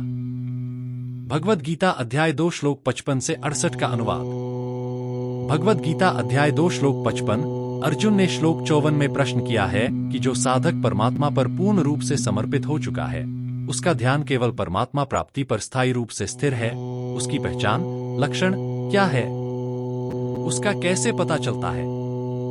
इसका उत्तर इस प्रकार दिया है कि हे अर्जुन, जब साधक मन की उपज कामनाओं को भली भांति त्याग देता है, स्वयं संतुष्ट रहता है, तब वह स्थित प्रज्ञ यानी निश्चल बुद्धि कहा जाता है। भगवद गीता अध्याय 2 श्लोक 56। इसके अतिरिक्त सुख दुख में विचलित नहीं है, जिसके राग भय और क्रोध नष्ट हो गए हैं, वह मुनि यानी भक्त स्थिर बुद्धि कहा जाता है। भगवद गीता अध्याय 2 श्लोक 57-58। इन श्लोकों में भी स्थिर बुद्धि वाले साधक के लक्षण बताए हैं। कहा है कि शुभ परमात्मा की देन मानकर विचलित नहीं होता, भौतिक जगत से प्रेम न रखकर परमात्मा में रुचि रहता है, रागद्वेष रहित होता है। जैसे कछुआ अपने सर्व अंगों को समेटकर छुपा लेता है, उसी प्रकार भक्त अपनी इंद्रियों को शांत कर लेता है। भगवद गीता अध्याय 2 श्लोक 59-60। इन श्लोकों में कहा है कि जो व्यक्ति हठपूर्वक इंद्रियों को विषयों से दूर रखता है, उसकी स्थिति ऐसी होती है जैसे कोई व्यक्ति निराहार यानी भोजन के बिना रहता है। उसने पदार्थों के खाने से संयम कर लिया, परंतु उन पदार्थों के स्वाद में आसक्ति बनी रहती है। इसी प्रकार इंद्रियों को हठपूर्वक विषयों से रोकने से संयम तो कर लिया, आसक्ति समाप्त नहीं हुई। साधक की विषयों का रस यानी आनंद लेने वाली आसक्ति काल ब्रह्मा से परम पर यानी अन्य परमात्मा को दृष्टवा देखकर यानी सत्य साधना से परमात्मा का साक्षात्कार हो जाता है, जिससे वह आसक्ति निवृत्त हो जाती है। हे अर्जुन, जिनको तत्वज्ञान प्राप्त नहीं हुआ, उन्होंने यदि हट करके इंद्रियों की विषयों भोगों से रोक भी ली तो भी इंद्रियां बुद्धिमान पुरुष के मन को हर लेती हैं। उदाहरण, श्रृंगी ऋषि ने अपनी इंद्रियों को हठयोग से रोका था। उसके लिए वर्षों हट करके निराहार रहा, एकांतवास वन में किया। परंतु पूर्ण परमात्मा के सत्य मंत्रों की साधना के अभाव के कारण राजा दशरथ की बेटी शांता के रूप पर आसक्त होकर सर्व रसों के भोग का आनंद लिया, विवाह किया। इन श्लोकों में यही बताया है कि गीता ज्ञानदाता यानी काल ब्रह्मा तक की साधना से साधक के विकार समाप्त नहीं होते, कुछ दिन दबे रहते हैं, अवसर मिलते ही पहले से भी प्रबल वेग से सक्रिय हो जाते हैं, जैसे अग्नि को राख में दबा दिया जाता है, ऊपर हाथ रखकर जांच करने से भी गर्म नहीं लगती, परंतु कुछ समय उपरांत भी राख ऊपर से हटाने के पश्चात पहले से अधिक गर्म होती है। यही दशा काल ब्रह्मा से अन्य परमात्मा की साधना न करने वालों की है। अगले श्लोक 61 में स्पष्ट किया है। भगवद गीता अध्याय 2 श्लोक 61। सब इंद्रियों को वश में करके मत्परः मेरे से दूसरे परमात्मा आसीत युक्तः की साधना में साधक लगे, क्योंकि उसी की सत्य मंत्रों की साधना से मन वश होता है। मन के अधीन इंद्रियां हैं। जिस साधक की इंद्रिया वश में होती हैं, उसकी प्रज्ञा बुद्धि प्रतिष्ठिता पूर्ण रूप से स्थिर हो जाती है। भगवद गीता अध्याय 2 श्लोक 62-63। इन श्लोकों में बताया है कि विषयों यानी विकारों का चिंतन करने वाले व्यक्ति की उन विषयों में आसक्ति हो जाती है। आसक्ति से उनको प्राप्त करने की कामना उत्पन्न होती है। कामना पूर्ण न होने से क्रोध उत्पन्न होता है। क्रोध से मूर्खता उत्पन्न होती है। मूढ़ भाव से स्मरण शक्ति में भ्रम हो जाता है। स्मृति में भ्रम हो जाने से बुद्धि यानी विवेक का नाश हो जाता है। बुद्धि का नाश होने से व्यक्ति मानवता से गिर जाता है। भगवद गीता अध्याय 2 श्लोक 64-65। इन श्लोकों में कहा है, परंतु विधेय आत्मा शास्त्राविधि अनुसार पूर्ण परमात्मा की साधना करने वाला साधक सत्य साधना से अपने वश में की हुई रागद्वेष रहित की हुई इंद्रियों द्वारा विषयों में विचरण करता हुआ यानी संसार में रहकर कर्म करता हुआ परिवार पोषण करता हुआ भी प्रसादम परमात्मा प्राप्ति रूपी कृपा प्रसाद को यानी पूर्ण सुखदायी मोक्ष को अधिगच्छति प्राप्त हो जाता है। प्रसादे परमात्मा की कृपा से परमात्मा की प्राप्ति होने पर इस साधक सर्व दुखा नाम सब दुखों की हानि हो जाती है। वह सदा प्रसन्न चित्त रहता है। प्रसन्न चित्त वाले साधक की बुद्धि शीघ्र ही सब ओर से हटकर परमात्मा के स्मरण में पूर्ण रूप से स्थिर हो जाती है। भगवद गीता अध्याय 2 श्लोक 66-68। जिसको तत्वदर्शी संत नहीं मिला, वह परमात्मा के स्मरण में स्थिर नहीं हो सकता, क्योंकि उसका मन वश नहीं है। उस अयुक्त यानी परमात्मा पर न टिके मन वाले पुरुष में बुद्धि स्थिर नहीं होती, और उस अयुक्त यानी परमात्मा में दृढ़ता से न लगे अभक्त के अंदर भक्ति भाव नहीं होता, और बिना भाव के व्यक्ति को परमात्मा के स्मरण से मिलने वाली शांति नहीं मिलती। अशांत मनुष्य को सुख कैसे हो सकता है? अर्थात वह कभी सुखी नहीं हो सकता, क्योंकि पूर्ण संत रूपी खेवट नाव के साथ नहीं है, तो उस नाव को जल में वायु हर लेती है, यानी अपनी इच्छा अनुसार भटकाती है। वैसे ही पूर्ण संत के अभाव से तत्वज्ञान न होने से जल में नाव की भांति विषयों में विचरती हुई इंद्रियों में से मन जिस इंद्री के साथ लगा है, वह एक ही इंद्रिय उस अभक्त की बुद्धि को हर लेती है। इसलिए हे महाबाहो, जिस व्यक्ति की इंद्रिया इंद्रियों के विषयों यानी विकारों काम क्रोध मोह लोभ से सब प्रकार से निग्रह की हुई है, यानी पूर्ण से संयमित है, उसी की बुद्धि स्थिर है। भगवद गीता अध्याय 2 के श्लोक 55 से 68 में कहा है कि जब भक्त योगी इच्छाओं से रहित होकर भाग्य पर संतुष्ट हैं, उस समय वह स्थिर बुद्धि वाला है। दुख सुख को बराबर समझता है, वह रागद्वेष से रहित होता है, जिसने इंद्रियों का दमन कर लिया है। क्योंकि बुरे विचारों से इच्छाएं कामना उत्पन्न होती हैं, फिर क्रोध से अज्ञान और अज्ञान से अहंकार, फिर ज्ञान नष्ट हो जाने से बुद्धि भ्रष्ट हो जाती है। इसके बाद पतन निश्चित है।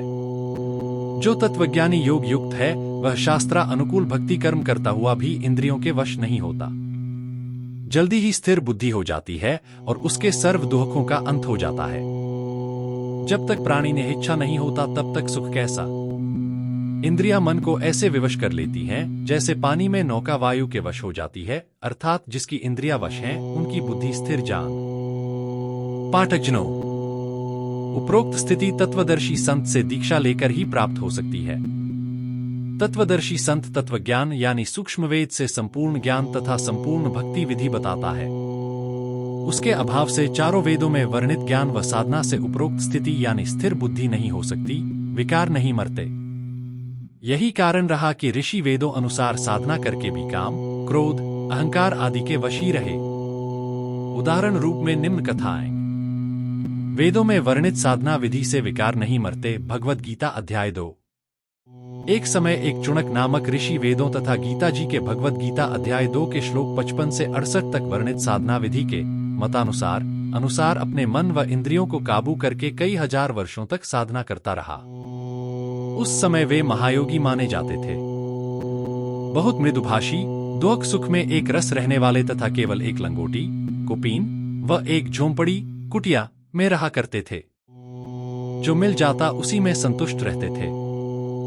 पूर्ण सिद्धि युक्त महापुरुष माने जाते थे। एक मानधाता चक्रवर्ती राजा था। चक्रवर्ती राजा उसे कहते हैं जिसका संपूर्ण पृथ्वी पर राज्य हो।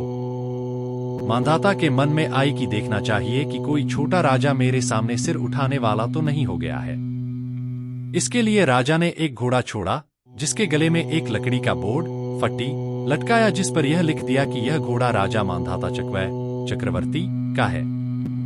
जिस किसी राजा को महाराजा मानधाता की अधीनता स्वीकार नहीं है, वह इस घोड़े को पकड़कर बांध ले, उसको राजा के साथ युद्ध करना पड़ेगा। साथ में सैकड़ों सैनिक भी अन्य घोड़ों पर सवार होकर उस घोड़े के साथ दो चल दिए। घोड़ा सारी पृथ्वी पर घूमकर वापस आ रहा था। किसी ने उस घोड़े को पकड़ने का साहस नहीं किया। चूंकि राजा मानधाता के पास 72 क्षौहिणी 1,56,96,000 सेना थी। जब वे सैनिक तथा वही घोड़ा परम ऋषि चुनक के पास से निकलने लगे तो ऋषि ने सैनिकों से पूछा कि कौन हो, कहां से आए हो और कहां जा रहे हो? यह खाली घोड़ा किस लिए है? इस पर कोई सवार क्यों नहीं? कृपया बतलाइए। अभिमानी राजा के अभिमानी सैनिकों ने कहा, तेरे मतलब की बात नहीं है। ऋषि जी बोले, राहस्ते व आने जाने वालों से पूछ ही लिया करते हैं। बताइए क्या माजरा है? सैनिक कहने लगे, यह राजा मानधाता चक्रवर्ती का घोड़ा है। इसको जो कोई पकड़ लेगा उसे राजा से युद्ध करना होगा। ऋषि ने पूछा, क्या किसी ने नहीं पकड़ा? कुछ सैनिकों ने कहा कि सारी पृथ्वी पर किसी की हिम्मत ही नहीं पड़ी इसे पकड़ने की। कुछ दूसरों ने कहा कि कोई कैसे पकड़ेगा, राजा के पास 72 क्षौहिणी सेना है। चुनक ऋषि ने कहा कि यदि किसी ने भी नहीं बांधा तो मैं बांध लेता हूं। यह कहते ही सैनिकों ने वह घोड़ा उसी वृक्ष से बांध दिया जिसके नीचे ऋषि की कुटिया थी और कहा कि रे कंगाल, तेरे पास खाने के लिए तो अन्न दाने भी नहीं है और युद्ध करेगा राजा मानधाता चक्रवर्ती से? क्यों तेरी सामत आई है? ऋषि बोला, मेरे भाग्य में ऐसा ही है। जाओ कह दो अपने राजा से कि ऋषि युद्ध के लिए तैयार है। जब सैनिकों ने राजा से बताया कि आपका घोड़ा चुनक नाम के ऋषि ने बांध लिया है और युद्ध के लिए तैयार है, राजा ने एक व्यक्ति को मारने के लिए 18 क्षौहिणी सेना भेजी। ऐसे अपनी सेना की 18 से 18 क्षौहिणी की 4 टुकड़ियां बनाई। उधर चुनक ऋषि ने अपनी ब्रह्मा काल साधना से प्राप्त सिद्धि से 4 पुतलियां बनाई। ऋषि ने एक पुतली राजा की सेना पर छोड़ी जिसने 18 क्षौहिणी सेना को समाप्त कर दिया। ऐसे चारों पुतलियों ने 72 क्षौहिणी सेना का सर्वनाश कर दिया। नोट: एक क्षौहिणी में लगभग 2,18,000 सैनिक होते हैं, जिनमें से कुछ पैदल सैनिक, कुछ घोड़ों पर सवार, कुछ हाथियों पर सवार, कुछ रथों पर सवार होते हैं। पूर्ण ब्रह्मा की साधना के अतिरिक्त पर ब्रह्मा, अन्य श्री ब्रह्मा जी, श्री विष्णु जी तथा श्री शिव जी देवताओं व अन्य देवी देवताओं की पूजा से जैसा कर्म किया है वैसा ही फल मिलता है। पुण्य भोग स्वर्ग में तथा पाप भोग नरक में तथा 84 लाख प्राणियों के शरीर में भी यातना सहनी पड़ती है। महर्षि चुनक जी ब्रह्मा काल उपासक थे तथा वेदों में वर्णित विधि अनुसार साधना की, जिस कारण से पुण्यों का भोग महास्वर्ग जो ब्रह्मा लोक में बना है में भोग कर पाप कर्मों का फल नरक तथा फिर पशु आदि के शरीर में भोगना पड़ेगा। जब यह चुनक ऋषि कुत्ता आदि बनेगा तो इसके सिर में जख्म होगा तथा कीड़े चलेंगे। जितने सैनिकों का वध वचन रूपी तीर से किया था वह अपना प्रतिशोध लेंगे। इसीलिए पवित्रा गीता अध्याय 7 श्लोक 18 में स्वयं गीता जी को बोलने वाला ब्रह्मा काल ने कहा है कि ये ज्ञानी आत्मा उदार हैं, जिनको वेद पढ़कर यह ज्ञान तो हो गया कि एक प्रभु की भक्ति से पूर्ण मोक्ष होगा, परंतु तत्वदर्शी संत न मिलने से स्वयं निकाले निष्कर्ष के आधार पर कि ओ 3 नाम का जाप तथा 5 यज्ञ तथा घोर तप ही पूर्ण ब्रह्मा की साधना मान ली। परंतु यह साधना केवल काल ब्रह्मा तक की है। पूर्ण ब्रह्मा, परम अक्षर ब्रह्मा, कि साधना तो तत्वदर्शी संत ही बताएगा। गीता अध्याय 4 श्लोक 34 तथा यजुर्वेद अध्याय 40 मंत्रा 10 व 13 में। इसलिए वे उदार ज्ञानी आत्मा मेरी ब्रह्मकाल कह रहा है अति अश्रेष्ठ अनुत्तमाम गति मुक्ति में ही आश्रित रही। विशेष अब पाठक वृंद स्वयं विचार करने की इतने अच्छे साधक दिखाई देने वाले ऋषि को क्या उपलब्धि हुई, क्योंकि वेदों व गीता जी में ज्ञान तो श्रेष्ठ है कि जो साधक काम क्रोध मोह लोभ अहंकार रागद्वेष रहित हो जाता है वही पूर्ण मुक्त है। परंतु भक्ति की साधना केवल काल ब्रह्मा प्राप्ति की है जिससे विकार रहित नहीं हो सकता। उस परमात्मा को प्राप्त होने योग्य मंत्रा के जाप से हो सकता है। वह किसी शास्त्रा में नहीं है। वह मंत्रा केवल साहिब कबीर का पूर्ण संत ही बता सकता है। लाभ भी उसी संत से नाम लेने से होगा जिसे उपदेश देने का आदेश प्राप्त हो। फिर सारा जीवन गुरु मर्यादा में रहकर भक्ति करता हुआ सार नाम की प्राप्ति गुरु जी से करे। तब साधक सतलोक जा सकता है तथा विषयों विकारों को त्याग सकता है। विशेष ऋषि चुनक एक उदार ज्ञानी आत्मा परमात्मा को चाहने वाले थे। जैसा मार्गदर्शन अपने आप निष्कर्ष निकालने से शास्त्रों से हुआ तथा जैसा गुरु मिला उसके आधार पर वेदों में वर्णित मतानुसार हजारों वर्ष साधना की। फिर भी अभिमान अहंकार नहीं गया। मांधाता राजा का सर्वनाश किया तथा अपनी भक्ति की कमाई कम की और पाप के भागी बने। यह ब्रह्मा साधना की घटिया गति स्थिति है, जिसका प्रमाण स्वयं ब्रह्मा भगवान देते हैं। गीता जी के अध्याय 7 के श्लोक 18 में आदरणीय गरीबदास जी महाराज कहते हैं कि गरीब बेहतर क्षोणी खा गया चुनक ऋषिश्वर एक देह धारे जौरा फिरैन सभी काल के भेक। भावार्थ चुनक ऋषि काल ब्रह्मा की साधना से काल रूप हो गया, सिद्धियां प्राप्त की। उससे 72 क्षौहिणी यानी 1,56,96,000 सैनिकों को खा गया अर्थात मार डाले। ये सिद्धि प्राप्त ऋषि मानव शरीर में जौरा यानी चलती फिरती मृत्यु है। ये सब भेष यानी पंथ काल प्रेरित हैं। काल ब्रह्मा इनको भ्रमित किए हैं। जैसे गीता जी के अध्याय 14 के श्लोक 2 में कहा है कि मेरी भक्ति वेदों व गीता में वर्णित विधि से करता है, वह मेरे भाव में ही भावित रहता है तथा मेरे जैसे गुणों वाला अर्थात काल का दूसरा रूप हो जाता है। जैसे चुनक ऋषि पुनर्जन्म जब मानव का होता है तो वह साधक उसी भाव में भावित रहता है अर्थात अन्य देवों की उपासना नहीं करता, फिर भी वेदों अनुसार मेरी साधना करता है। यह भी बहुत जन्मों के उपरांत मेरी साधना पर लगता है। यही संकेत गीता अध्याय 7 श्लोक 19 में भी दिया है कि बहुत जन्म जन्मांतर के पश्चात कोई ज्ञानी आत्मा जो पहले मेरे भाव में भावित था मेरी साधना करता है। और यह बताने वाला कि पूर्ण परमात्मा ही वासुदेव है अर्थात सर्वव्यापक सर्व का पालन कर्ता वही पूजा के योग्य है।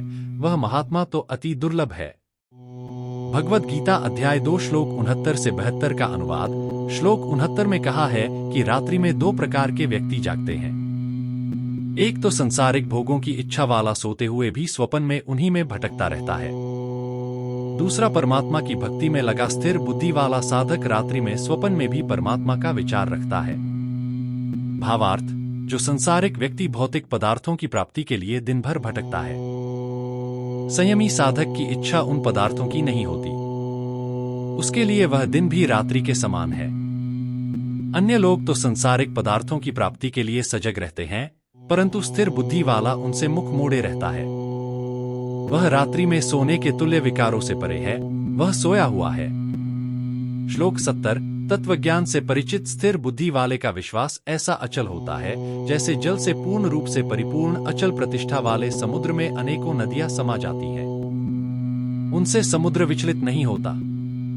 वैसे ही स्थिर बुद्धि वाले में भोग समा जाते हैं, यानी गृहस्थी साधक संतान उत्पत्ति भी करता है, परंतु अन्य स्त्रियों को माता बहन बेटी की दृष्टि से देखता है, अपने धर्म से गिरता नहीं।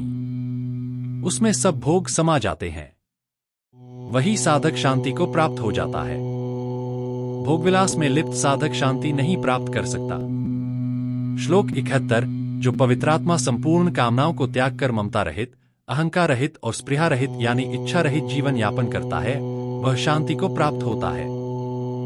श्लोक 72 हे अर्जुन, यह उपरोक्त स्थिति परमात्मा प्राप्त साधक की स्थिति है। इस स्थिति को प्राप्त साधक अंत समय तक अज्ञानवश नहीं होता। अंतकाल में भी इसी स्थिति में रहकर ब्रह्मा निर्वाणम रिच्छति, उस परमेश्वर के धाम को प्राप्त होता है।